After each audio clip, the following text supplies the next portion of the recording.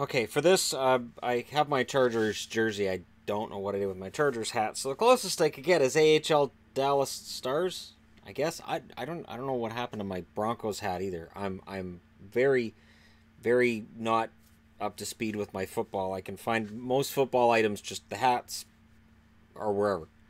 So let's discuss something that's going on in football, and it's something that I've watched some of the replays and I've read through some articles. I've read both sides of the argument. The NFL has a problem: concussions. And unlike the National Hockey League, they've admitted, yeah, repeated concussions are probably bad for your brain. Whereas the NHL's gone, it's not. Brain injuries aren't bad for your brain. It's just like every other body part that if it gets injured, it doesn't matter. The NFL is trying to fix it. But here's the question that gets asked, and I heard the argument made yesterday on Tim and Sid up here on Sportsnet.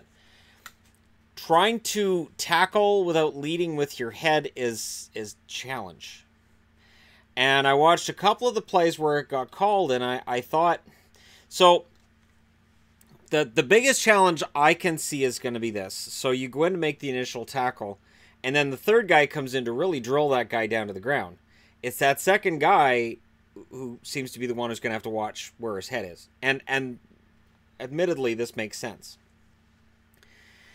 And it's a league that I understand that a lot of people say all kinds of crap about it. No, the NFL's in the it's in the gutter and it's done and it's dying and it's dying and it's the thing is it's really not. The ratings are down, but ratings are down for everything for the most part. And really in general, the NFL still dominates the television.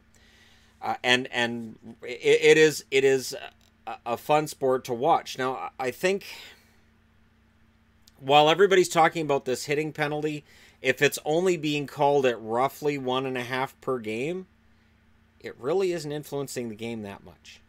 I was all ready to look at the stats and go, you know what? This is going to kill tackling. It really doesn't. If it's a penalty being called 1.5 times per game, it's being called less often than holding. And football is one sport that as soon as a whistle blows and I see a flag, I know exactly what the penalty is every single time. And as a football fan, you can tell. You go, yeah, that's holding. Oh, we gained 6 yards there. Yeah, but he got through there really easy. It's going to be holding. Oh, that would have been a catch. That's pass interference. Maybe part of it is that as football fans, we enjoy knowing what a penalty is going to be, and then a new penalty comes in and you're like, wait, that looked like a clean hit. There's going to be hits that are borderline.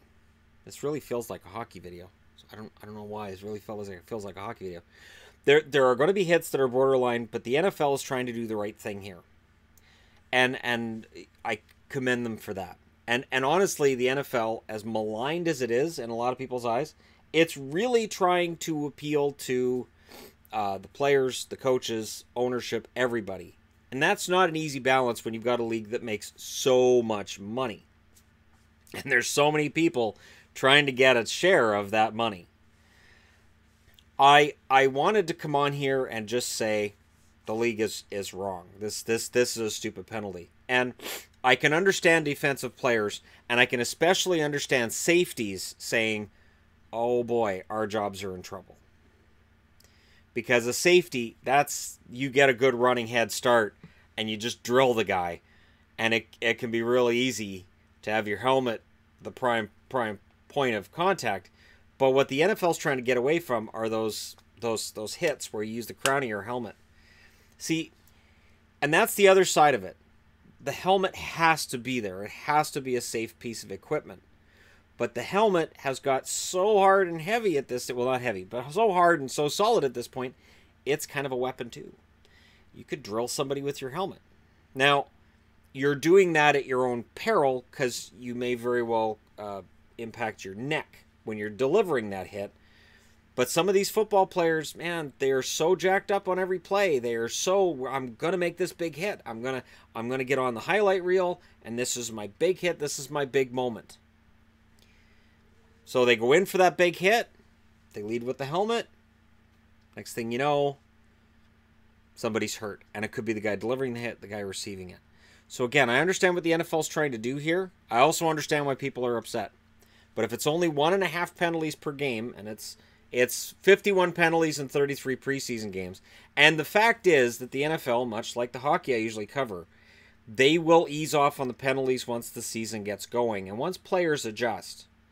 The only concern that I have as a football fan is if players adjust the way they make a tackle and that leads to a different injury. So they make a tackle at a different angle than they normally would, and it leads to some different kind of injury. Now, we can all agree, I would hope, that concussions are bad in general, and they should be prevented at whatever cost. You will never get concussions out of the game. Football, it's much like hockey, it's impossible to completely eliminate them. The trick is to try to mitigate them as much as possible. And that, in this case, is what it appears the NFL's doing. I understand not everybody likes the NFL. I understand there's a lot of dirt being thrown at the NFL. I still enjoy it. I still enjoy sitting down and watching the odd game here and there. I think that it's as close, in my eyes, as the closest I can see to a game of chess is a football game. Okay, are they going to throw or are they going to pass? And I prefer NFL to CFL because CFL with 3 downs, a wider field, and a longer field, it's more run and gun. And there's more offense to it, and there's more games you can see where it's 50-40 and 45-35.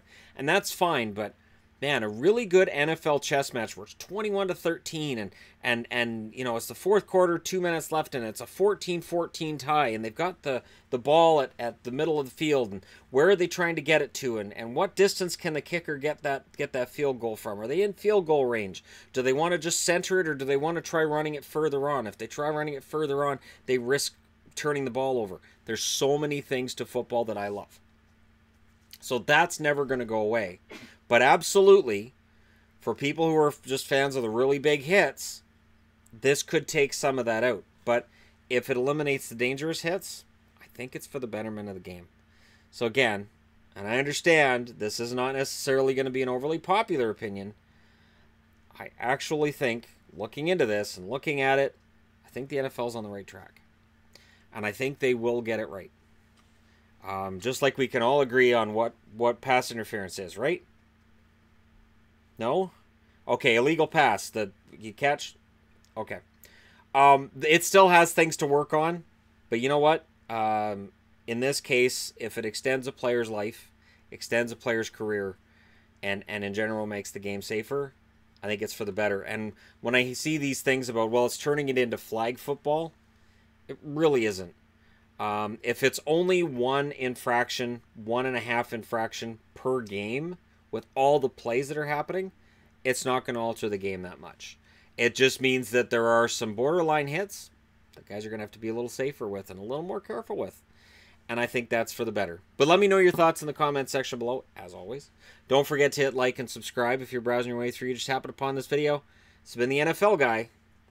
It's not, but I would love to be able to do it. Anyways, thank you guys for watching. I'll talk to you again soon.